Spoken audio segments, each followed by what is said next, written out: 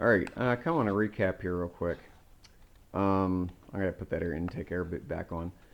You'll notice when I was creating those vacuum leaks, all I did was I pulled this one here, and then I pulled the regulator off, and it affected each bank, obviously, because there's two separate banks there. It's going to affect one more than the other.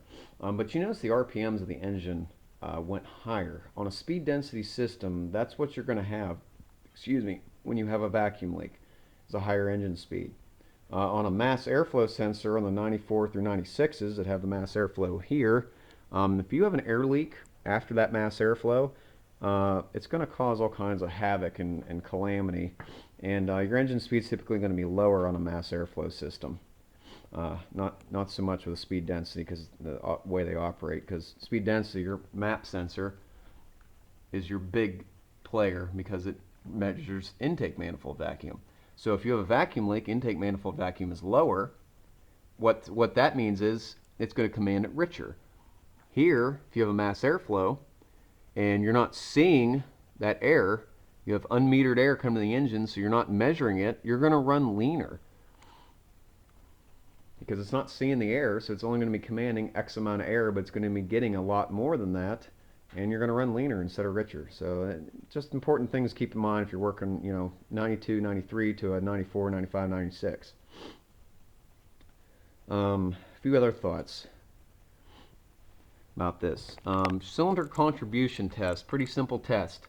I'd get the car up to operating temperature. I wouldn't do it cold. Unplug each injector one at a time. Note your RPM drop on each. You might want to just write it down and just go by ear is usually what I do. And if you got one that doesn't drop more than the others, you might have to go through it twice. That cylinder may be weak. If you got a misfire or hunting a misfire, unplug the injector. It's just quick and easy to do. I'd rather cause an injector, no fuel misfire than pull a spark plug and have a bunch of fuel spraying down in the engine. And it's easier to get to these, quite frankly, so that's where I'm going to go first.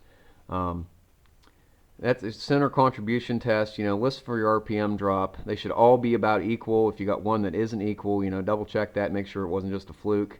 And that's a good way to tell if you got cylinders contributing the power to the engine. Obviously, you can only do that really at idle.